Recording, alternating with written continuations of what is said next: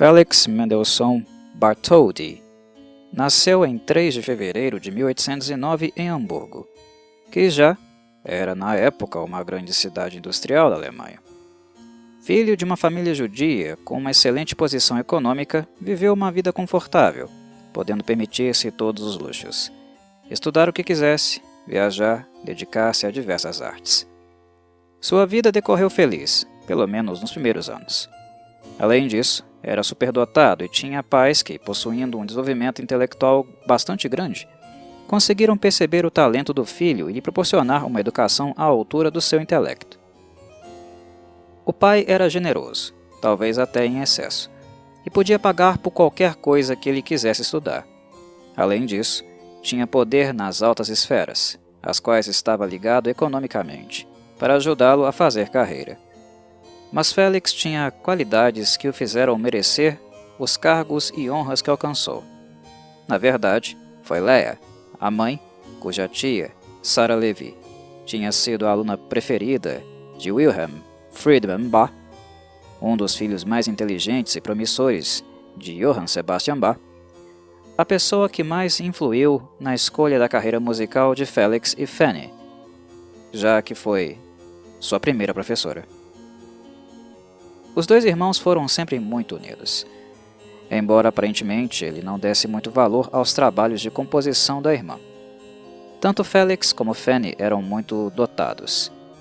4 anos mais velha, ela já era uma boa pianista quando ele se iniciou na música. Ambos tinham interesses bastante semelhantes. Amavam e praticavam a pintura, sobretudo Fanny, que era muito dotada para essa arte, a literatura e principalmente a música. Fanny começou a compor muito jovem, embora por ser mulher, seu talento tenha sido muito menos valorizado do que deveria ser. Como se isso ainda fosse pouco, os irmãos mais novos, Rebecca e Paul, também eram bons músicos. Rebecca cantava e Paul tocava violoncelo. Contudo, Felix tinha um talento musical verdadeiramente precoce. Quando o menino completou 7 anos, dados os progressos realizados e sua disposição fora do normal para a música, o pai decidiu mudar-se com os filhos para Paris, onde poderiam desenvolver uma carreira musical que não seria possível em casa. Marie Bigot, uma das intérpretes preferidas de Beethoven, foi escolhida como professora para essa tarefa, e cumpriu-a à risca. E como Abraham, o pai, acreditava que para ser um bom músico era preciso ser intelectualmente desenvolvido, estimulou o filho a estudar cultura geral e línguas. Proporcionou-lhe também aulas de pintura com Russell, uma arte em que tanto Felix quanto a irmã já se destacavam. Existem provas notáveis disso nos muitos desenhos e aquarelas realizados ao longo de suas numerosas viagens. Além disso, eram precocemente dotados para a música, assim como também o eram, embora em grau inferior, seus 2 irmãos mais novos, Rebecca e Paul. No entanto, apenas Fanny e Felix escolheram a música como opção de vida. Fanny era uma excelente pianista, capaz de tocar de cor o cravo bem temperado de Bach, e que nos deixou um belo trio com piano. Não obstante, tropeçou no mesmo obstáculo que impediu o sucesso de Clara Schumann e Alma Mahler, ser mulher em uma sociedade cheia de preconceitos. O pai, que era um homem inteligente e muito culto, e filho do importante filósofo Moses Mendelssohn, costumava fazer a seguinte reflexão: antes eu era filho do meu pai, agora sou apenas pai do meu filho. Os avanços na educação foram tão rápidos que, no dia 28 de outubro de 1818, aos 9 anos de idade, Felix Mendelssohn deu seu primeiro concerto ao piano. Em 1882, para evitar os problemas que poderiam advir de sua procedência judia, o pai decidiu que toda a família, ele, a mulher e os filhos, deveria ser batizada na igreja luterana, e supostamente para dissimular, acrescentou o sobrenome Bartholdy, depois do Mendelssohn. Quando se mudaram para Paris para estudar com Marie Bigot, os dois excelentes alunos aproveitaram bem as lições. Félix tinha na época 7 anos e Fanny 11. De volta a Berlim, Mendelssohn completou sua educação com professores famosos. Reis, para o grego e humanidades, Henning e Ritz para o violino, Berger para o piano e Zelter para a harmonia e a composição. As primeiras composições de Felix Mendelssohn datam de 1820, mas é impossível saber com exatidão se alguma tentativa anterior não foi destruída. Em 1821, depois de um encontro com Weber, na estreia de O Caçador Furtivo, Zelter levou-o a conhecer o maior poeta da época, Goethe, na cidade de Weimar. Zelter era seu assessor musical, sempre consultado nas questões musicais. O velho poeta, um homem de vasta cultura, mas com grande lacuna musical, deixava-o decidir sem discussão.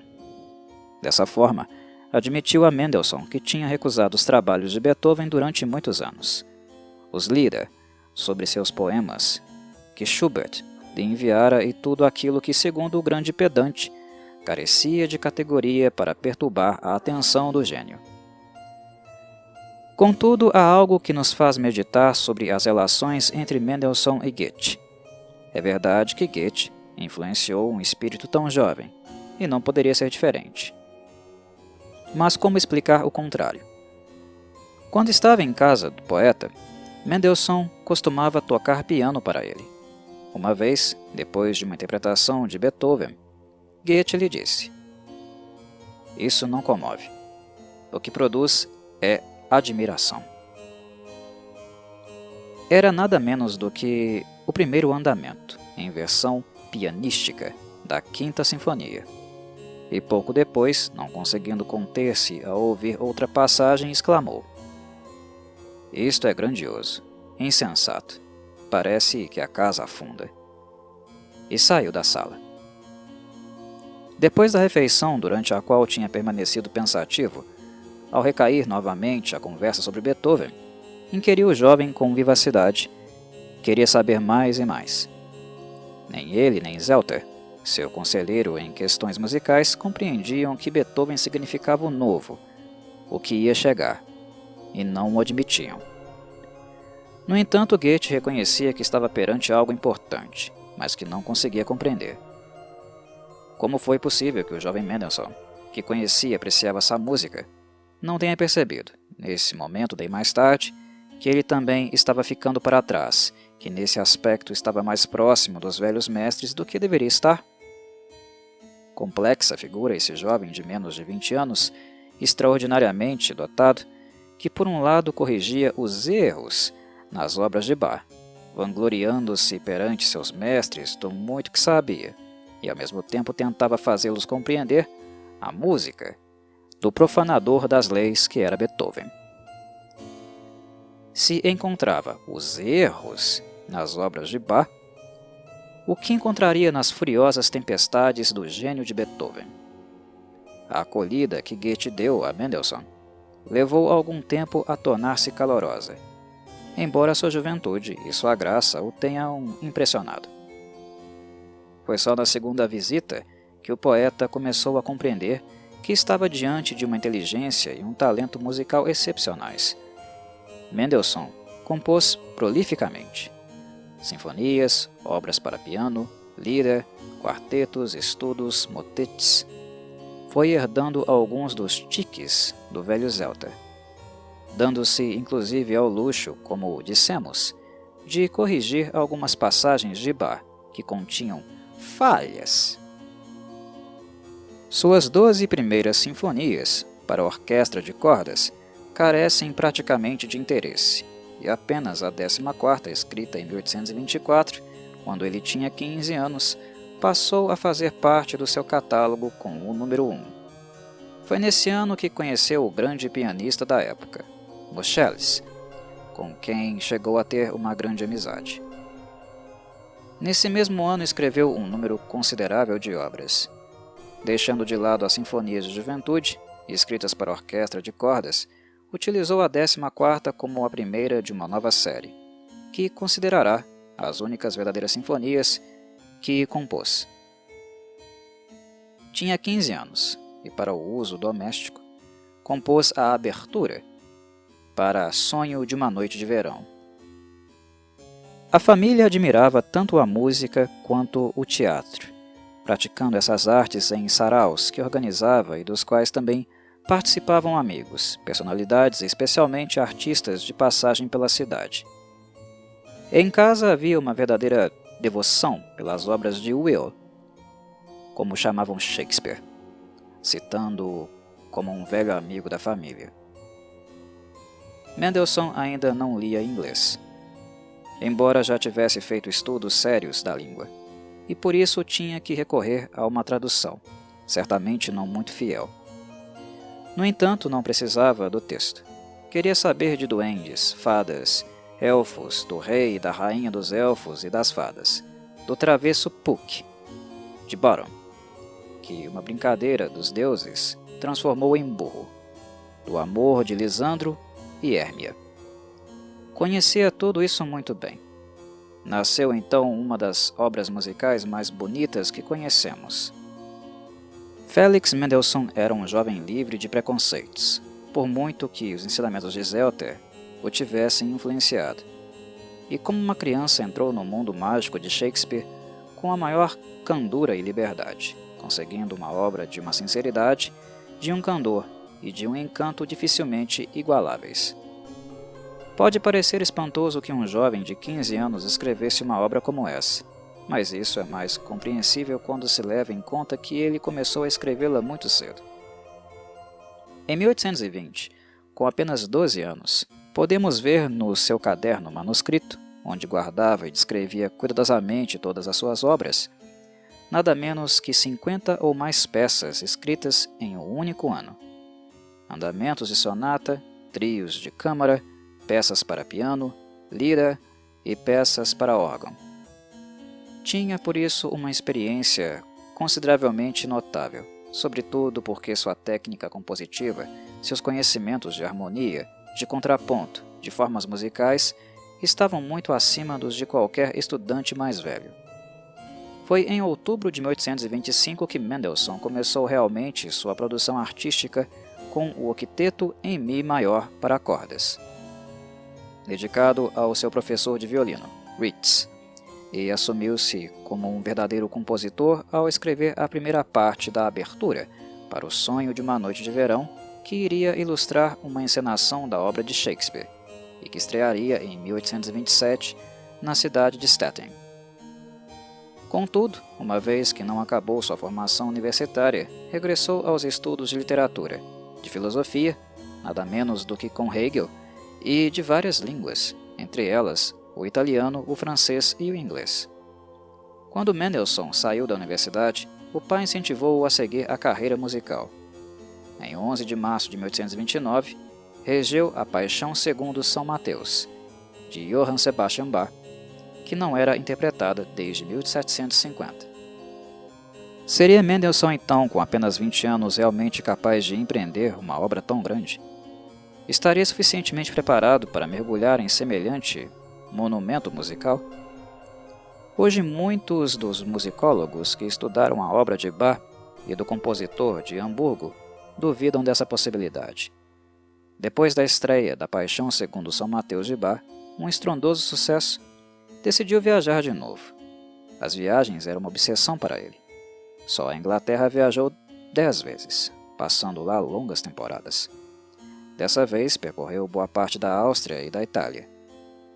Nessas viagens, dedicava boa parte do tempo à pintura, arte na qual nos legou numerosas obras. Foi na Itália que conheceu Berlioz, com quem, apesar de suas diferenças, compartilhou experiências.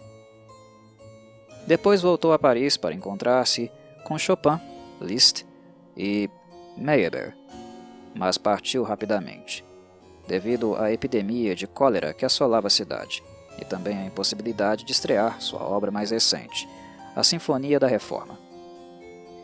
De Paris foi a Londres, aonde chegou em 23 de abril de 1831. lá ficou sabendo da morte de seu mestre de violino, Ritz, ocorrida 3 meses antes, em janeiro. Pouco depois recebeu a notícia da morte de Goethe, em março do mesmo ano, e depois de Zelter, em maio. Esses desaparecimentos o afetaram muito, afinal, eram homens que tinham acompanhado seu desenvolvimento como compositor durante a primeira juventude. Decidiu voltar a Berlim, mas sofreu uma nova decepção.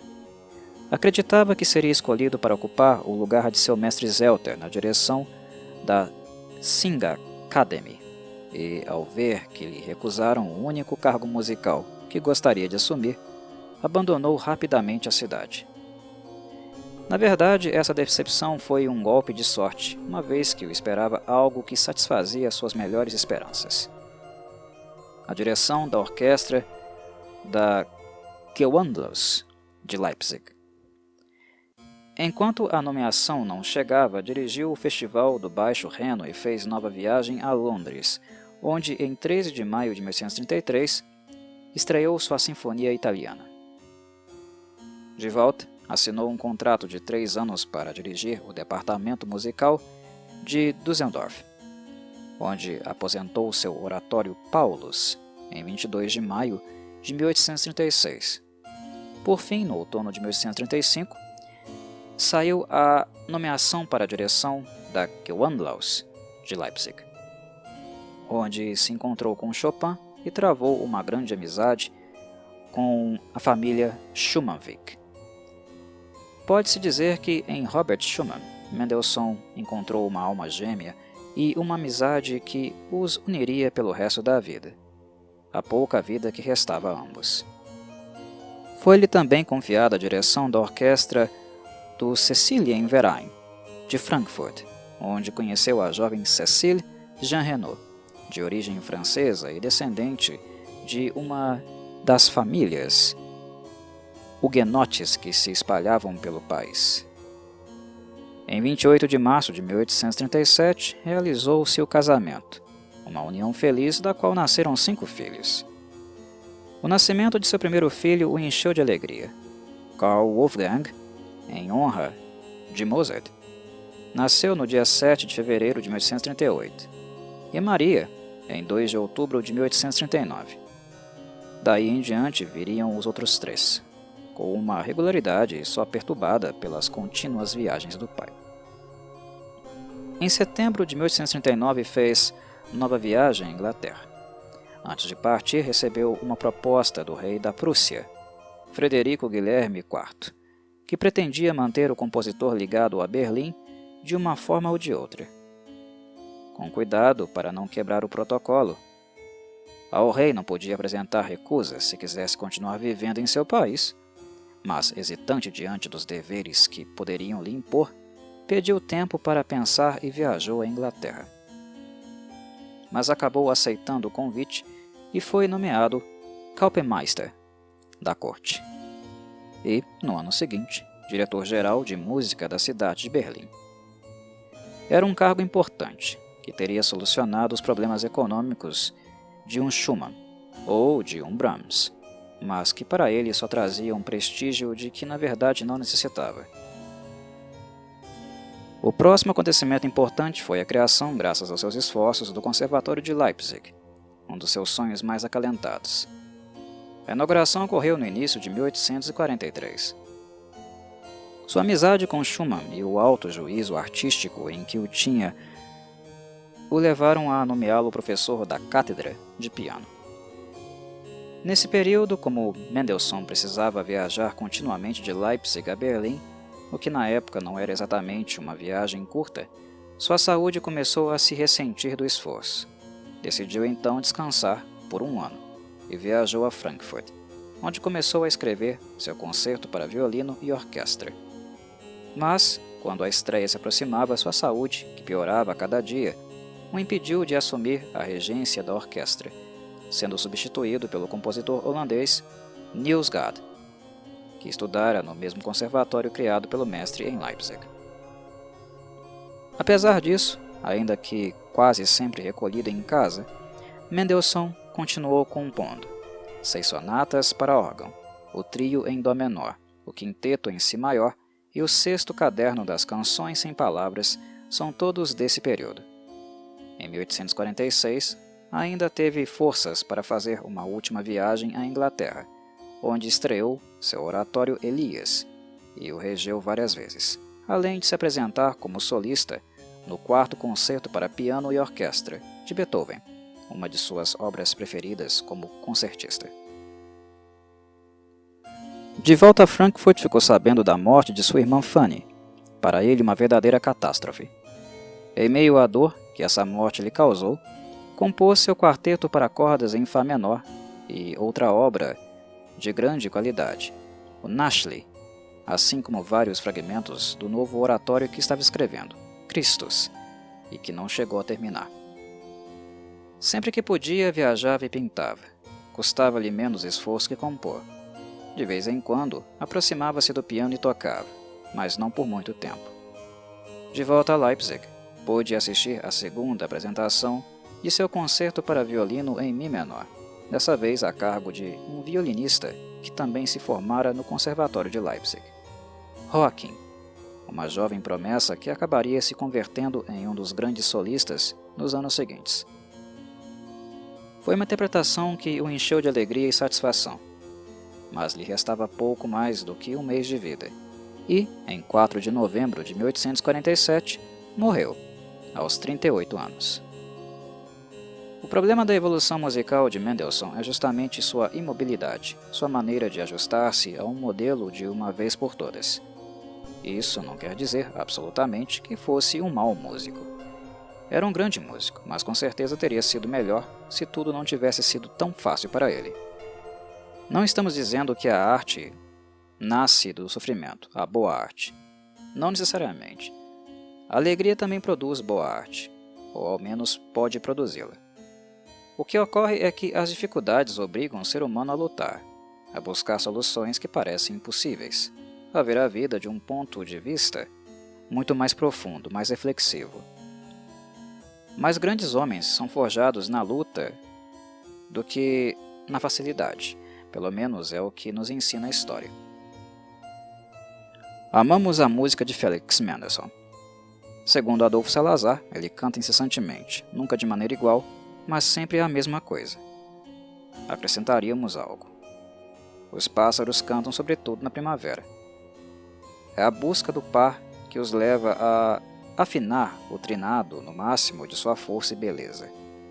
A melhor obra do compositor continua sendo esse milagre de alegria, de sutileza, de liberdade, que é O Sonho de uma Noite de Verão. Acreditamos que ele nunca voltou a igualar essa fase maravilhosa, apesar da influência maligna de Zelter. E tantos outros da mesma espécie tiveram na sua formação. A regra divina, a forma intocável, foram curtindo um coração que, se Mendelssohn estivesse menos formado, teria dado muito mais de si. Os corações secos da teoria são más companhias, e no final, arrebatam almas para o purgatório dos artistas.